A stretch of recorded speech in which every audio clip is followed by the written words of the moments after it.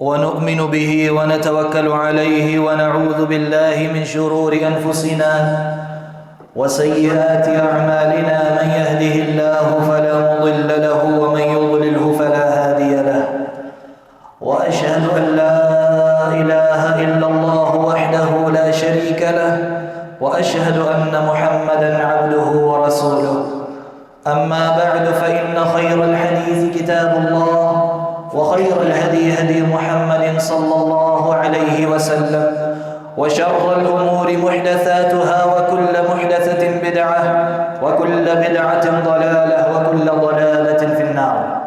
قال الله جل وعلا في كلامه المجيد: أعوذ بالله من الشيطان الرجيم. أحسب الناس أن يتركوا أن يقولوا آمنا وهم لا يفتنون ولقد فتنا الذين من قبلهم فليعلمن الله الذين صدقوا وليعلمن الكاذبين. ہر قسم کی حمد و ثنا اور کبریائی وحدانیت عظمت اللہ وحدہ لا شریک کے لیے ہے، جو ہمارا خالق و مالک ہے اور ہمارا معبود برحق ہے. اور لا تعداد بے شمار درود و سلام آپ صلی اللہ علیہ وسلم کی ذات گرامی پر، آپ کے اصحاب پر، آپ کے ازواج مطہرات پر، آپ کی اولاد پر. ہم اللہ تعالیٰ سے دعا گو ہیں اللہ ان تمام لوگوں کے درجات کو بلند فرما اور ہمیں ان کے نقش قدم پہ چلنے کی توفیق عطا فرما. عزیز بھائیوں، آج کے ہمارے خطبہ جمعہ کا موضوع ہے فتنوں کے حوالے سے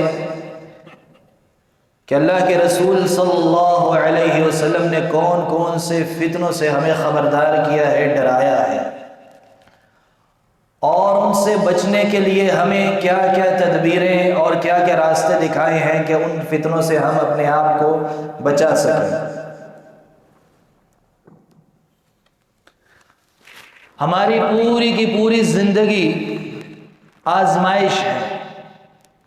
اللہ تعالیٰ نے یہ دنیا کی زندگی ہمیشہ ہمیشہ کے لیے تو دی نہیں، یہ مختصر محدود وقت کے لیے ہمیں اس دنیا میں بھیجا گیا ہے، اور اس دنیاوی زندگی کو ہمارے لیے آزمائش بنایا گیا ہے. یہ امتحان کی جگہ ہے.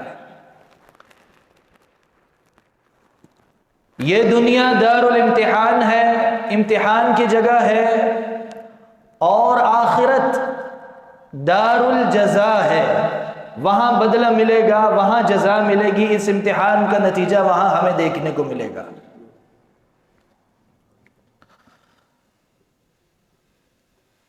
اللہ رب العزت نے قرآن پاک میں ارشاد فرمایا، سورۃ العنکبوت کی آیت کریمہ میں نے آپ کے سامنے پڑھی ہے، تلاوت کی ہے: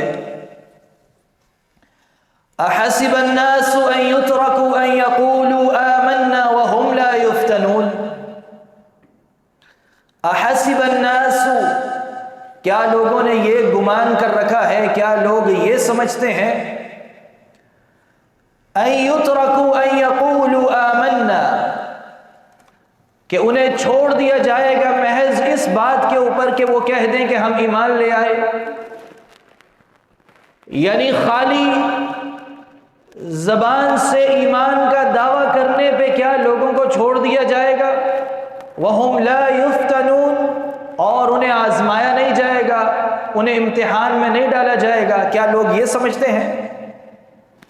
آگے اللہ تعالیٰ فرماتا ہے، جبکہ حقیقت یہ ہے وَلَقَدْ فَتَنَّ الَّذِينَ مِن قَبْلِهِمْ، اور یقیناً ہم نے ان سے پہلے لوگوں کو بھی آزمایا ہے، پچھلی امتوں کو آزمایا، ہر انسان کو، ہر قوم کو اللہ تعالیٰ نے آزمایا. آدم علیہ السلام سے لے کر ہر قوم کو اللہ رب العزت نے امتحان میں، فتنے میں ڈالا، ابتلا میں ڈالا. فَلَيَعْلَمَنَّ اللَّهُ الَّذِينَ صَدَقُوا، تاکہ یہ پتہ چل جائے کہ ایمان والوں میں سچا کون ہے، وَلَيَعْلَمَنَّ الْكَاذِبِينَ، اور ان میں سے جھوٹا کون ہے. تو آزمائش جو ہوتی ہے یہ انسان کی سچائی یا جھوٹ کو واضح کرتی ہے. ایک بندہ پرسکون حالت میں ایمان کا دعویٰ کرتا ہے تو وہ دعویٰ کرنا آسان ہے، لیکن جب اسے آزمایا جائے گا، مختلف طریقوں سے آزمایا جائے گا۔ اللہ تعالیٰ نے آزمائش کی مختلف شکلیں رکھی ہیں۔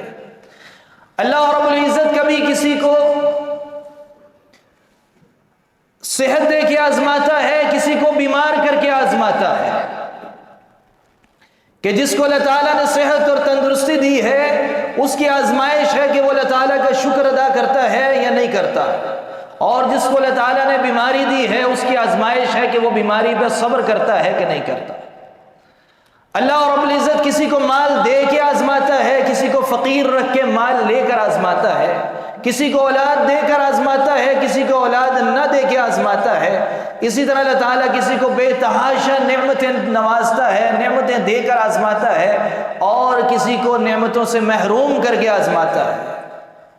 اور مومن بندہ وہ ہے، جیسا کہ حدیث مبارکہ میں آتا ہے، اللہ کے رسول صلی اللہ علیہ وسلم نے فرمایا، عجبا لامر المؤمن، مومن بندے کا حال بڑا تعجب والا ہے، بڑا حیرانی والا ہے کہ وہ مومن بندہ ہر حالت میں اللہ کا شکر ادا کرتا ہے، ہر حالت میں الحمدللہ کہتا ہے۔ اگر اسے آسانی ملے، اگر اسے سکون ملے، نعمتیں ملے، تو مومن بندہ اللہ تعالیٰ کا شکر ادا کرتے ہوئے الحمدللہ کہتا ہے، اور اگر اسے آزمائش آئے، مشکلات آئے، مصیبتیں، پریشانیاں آئیں، تو تب بھی صبر کرتے ہوئے الحمدللہ کہتا ہے۔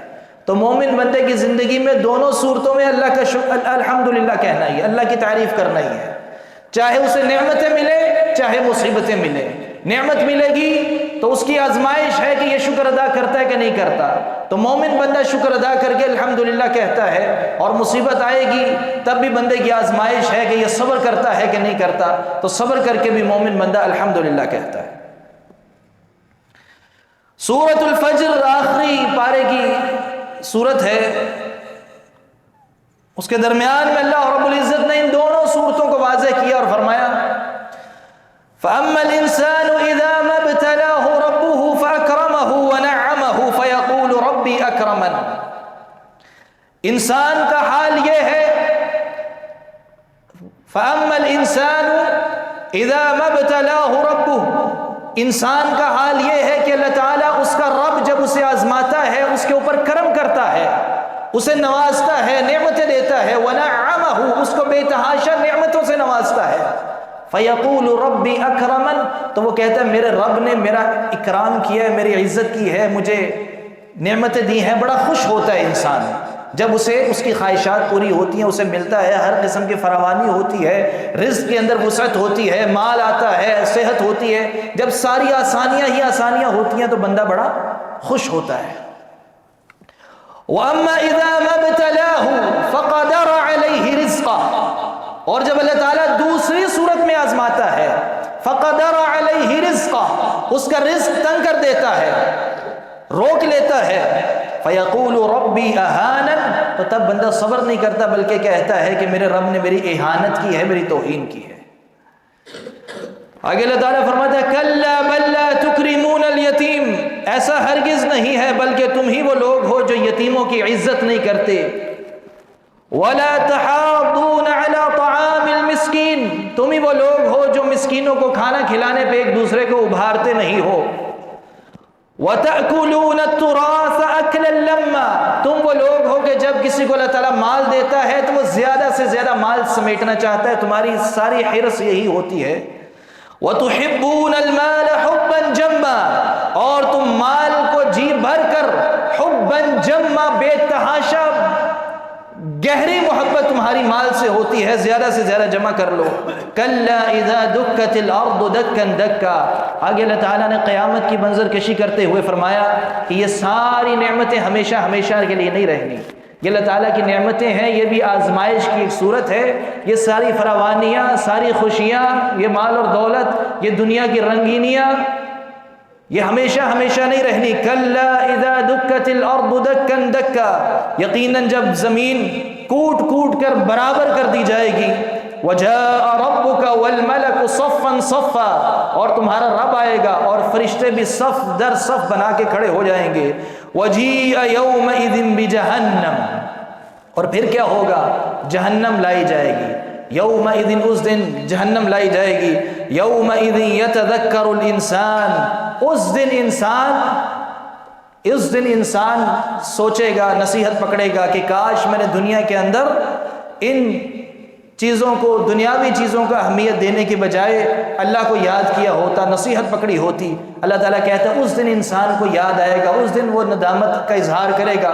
وَأَنَّى لَهُ الذِّكْرَىٰ، لیکن اس دن اس سوچ کا کوئی فائدہ نہیں ہوگا، اس لیے کہ وقت گزر چکا ہوگا۔ تو اللہ رب العزت نے ہمیں یہ دنیا آزمائش کے لیے دی ہے، یہ پوری زندگی، دنیاوی زندگی امتحان کی جگہ ہے، یہ ہمیشہ ہمیشہ رہنے کی جگہ نہیں۔ بعض اوقات ہم سوچتے ہیں، یا ہر کوئی ہم میں سے چاہتا ہے کہ میرے دماغ میں جو بھی خواہش آئے وہ ساری کی ساری پوری ہو جائے، جو دل و دماغ میں سوچوں وہ مجھے مل جائے، جبکہ اللہ تعالیٰ نے یہ سوچ جنت میں رکھنے کا حکم دیا، یا جنت اس کے لیے رکھی ہے، یعنی بندہ جو سوچے گا اسے وہ مل جائے گا، یہ منظر جنت کے لیے ہے۔ سورہ قاف میں آتا ہے، اللہ تعالیٰ ارشاد فرماتا ہے لَهُمْ مَا يَشَاءُونَ فِيهَا وَلَدَيْنَا مَزِيدٌ، جب جنتی جنت میں چلے جائیں گے، لَهُمْ مَا يَشَاءُونَ فِيهَا، جو بھی جنتی جو بھی جنت میں چاہیں گے، جو خواہش کریں گے، ان کو اللہ تعالیٰ وہ عطا کرے گا۔ یعنی ایک بندہ سوچے کہ کتنا کچھ چاہ سکتا ہے، کیا کیا خواہش اس کے دل میں آ سکتی ہے، جو مانگنا چاہتا ہے مانگ لے، جتنی زیادہ مانگنا چاہتا ہے مانگ لے۔ تو جنت میں ایک بندہ اللہ تعالیٰ سے خواہش کرے گا کہ اللہ یہ بھی چاہیے، یہ بھی چاہیے، یہ بھی چاہیے، جو کچھ خواہش ہوگی ساری خواہشیں ختم ہو جائیں گی، اللہ تعالیٰ سب کچھ دے دے گا۔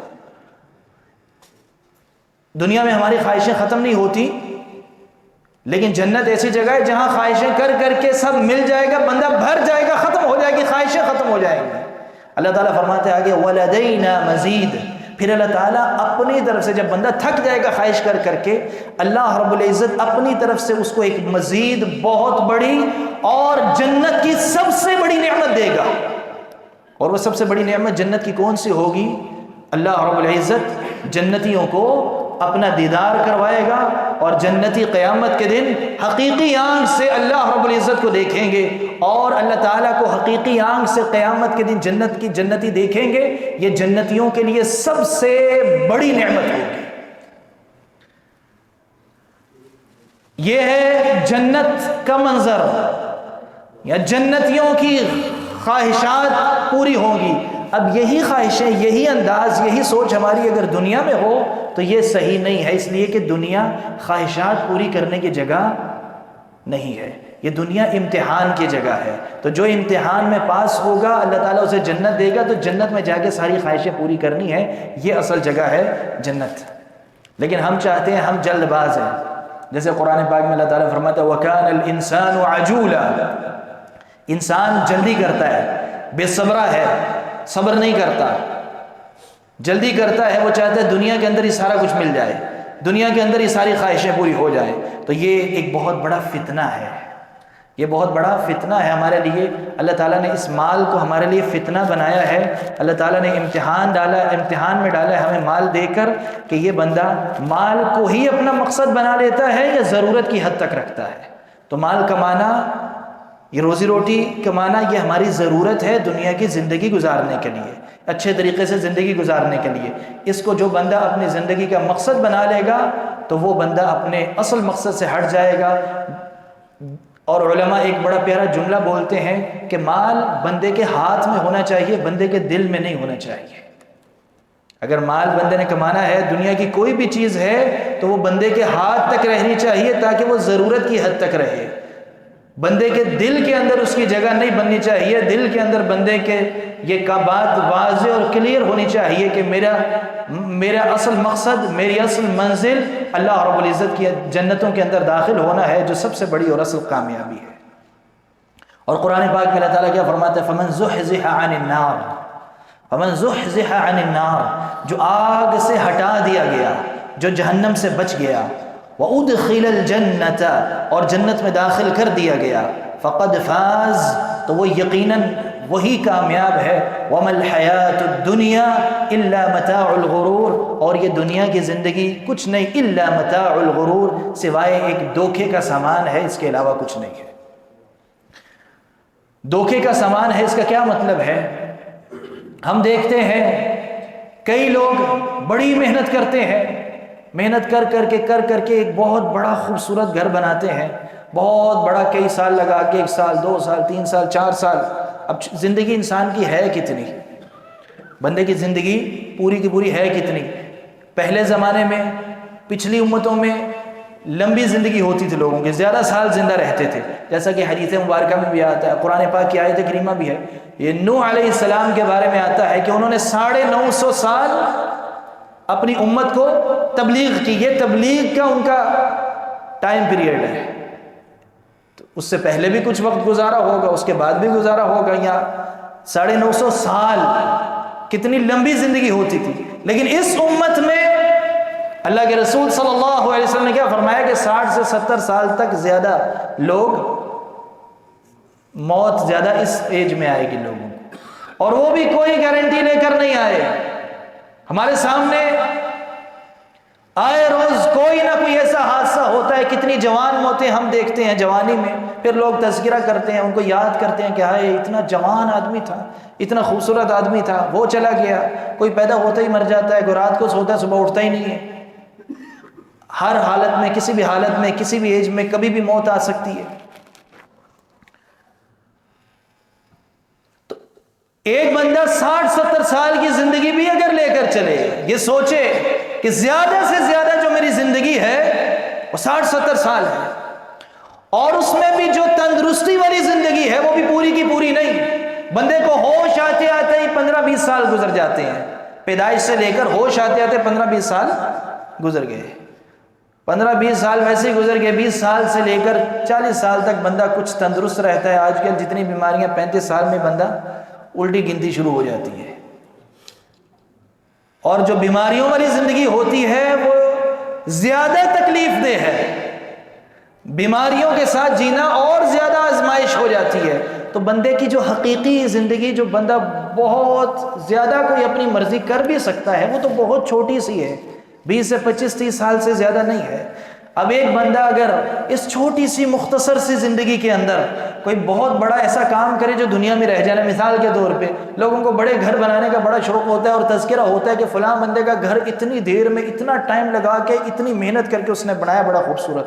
اور کئی دفعہ ایسا ہوتا ہے بڑا گھر بنتا ہے اور عین گھر کے اندر منتقل ہونے سے پہلے ہی مالک کی موت ہو جاتی ہے۔ اب یہ ہے جو قرآن کہتا ہے وَمَا الْحَيَاةُ الدُّنْيَا إِلَّا مَتَاعُ الْغُرُورِ، یہ دنیا کی زندگی متاع الغرور، دھوکے کا سامان ہے۔ یعنی انسان کو یہ بھی نہیں پتا کہ جو دنیا میں اس نے محنت کی ہے، دنیا میں اس سے مستفید ہو بھی سکتا ہے کہ نہیں ہو سکتا۔ جو پیسے میں نے کمائے ہیں ان سے استفادہ بھی کر سکتا ہوں میں یا نہیں کر سکتا، یہ بھی انسان کو یقین نہیں ہے۔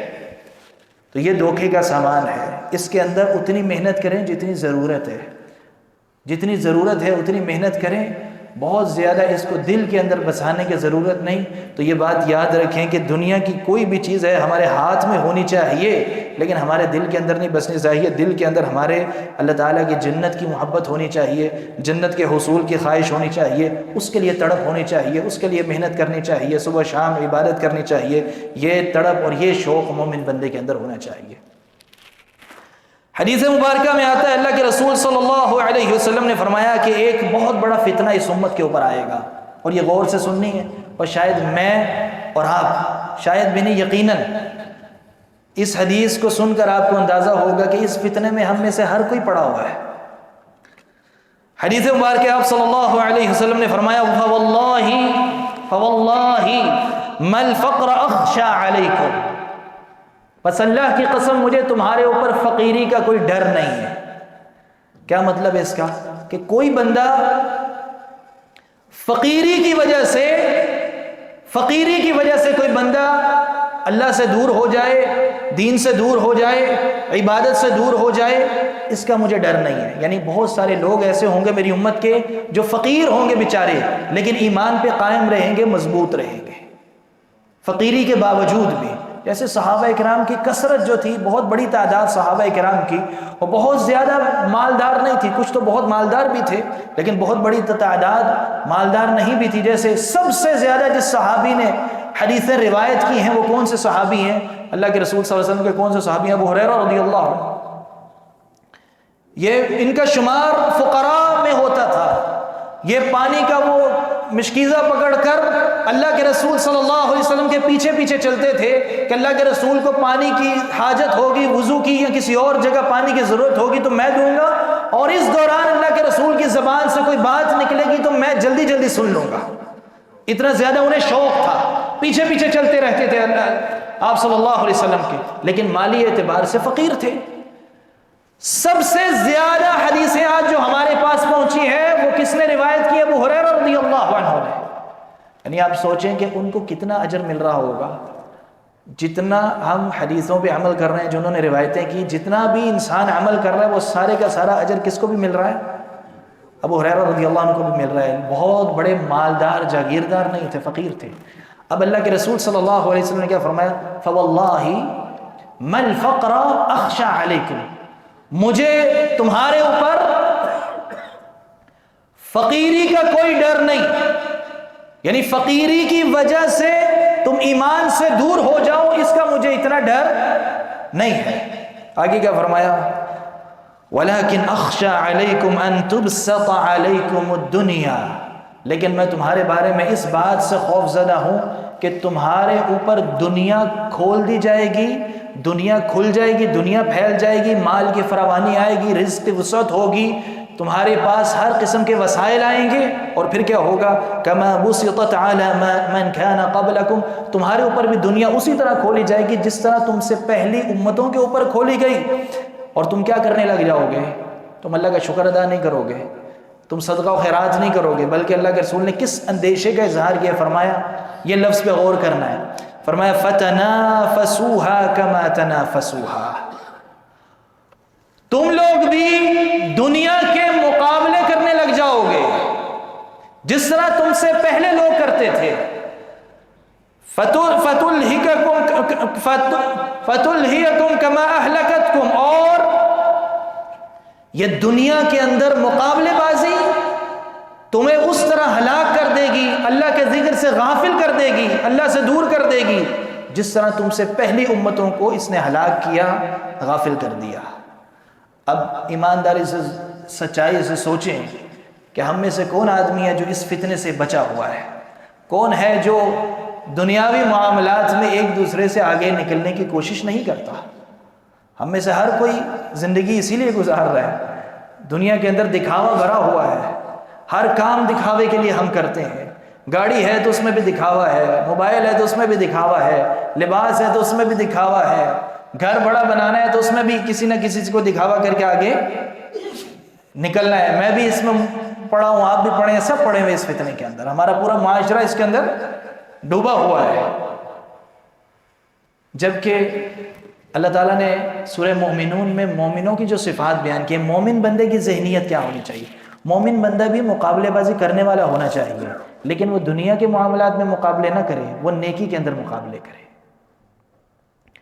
سورہ مومنون میں اللہ تعالیٰ نے ارشاد فرمایا اولئک یسارعون فی الخیرات، مومنین وہ لوگ ہوتے ہیں، مومن بندے، ایک مسلمان کی ذہنیت کیا ہونی چاہیے؟ اولئک یسارعون فی الخیرات، مومن لوگ وہ ہوتے ہیں جو جلدی کرتے ہیں، تیزی کرتے ہیں خیر کے کاموں میں، یعنی کوئی چھوٹی سے چھوٹی نیکی کا بھی موقع ملے تو مومن بندہ کہتا ہے یہ میرے ہاتھ سے نہ جائے، یہ نیک کام کوئی اور کرے اس سے پہلے میں کر لوں، وَهُمْ لَهَا سَابِقُونَ، اور مومن بندہ آگے نکلتا ہے، مومن بندہ مقابلہ کرتا ہے نیکی کے کاموں میں۔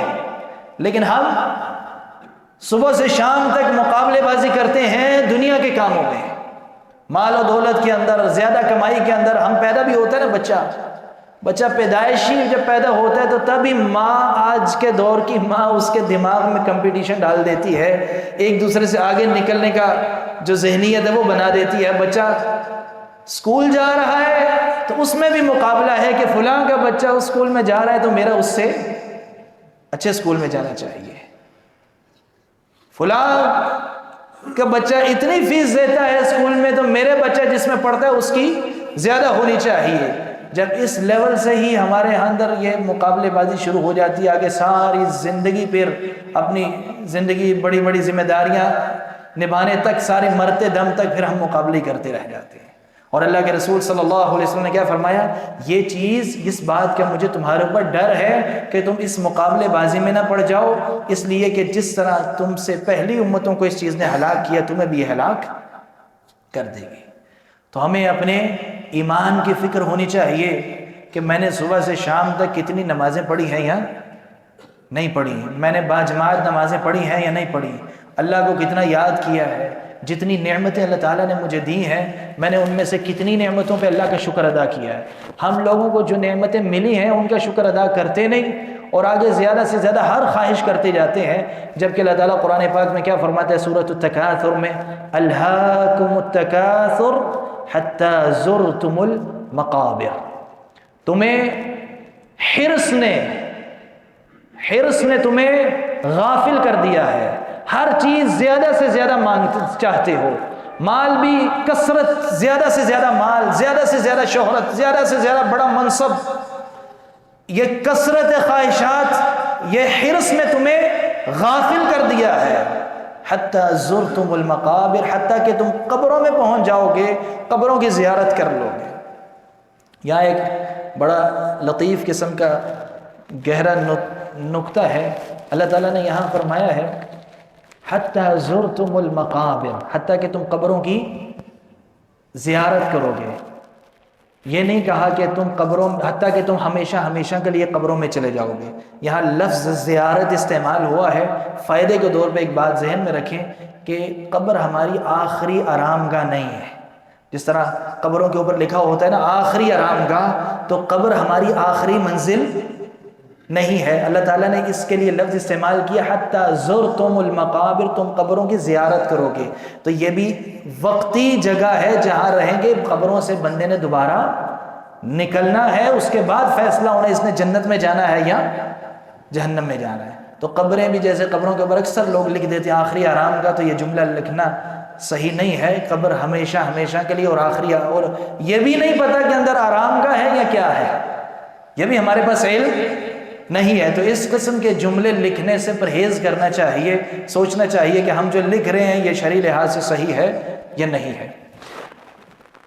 تو اس سورہ مبارکہ میں اللہ تعالیٰ نے تنبیہ کی کہ قبروں میں چلے جاؤ گے، مر جاؤ گے حرص کرتے.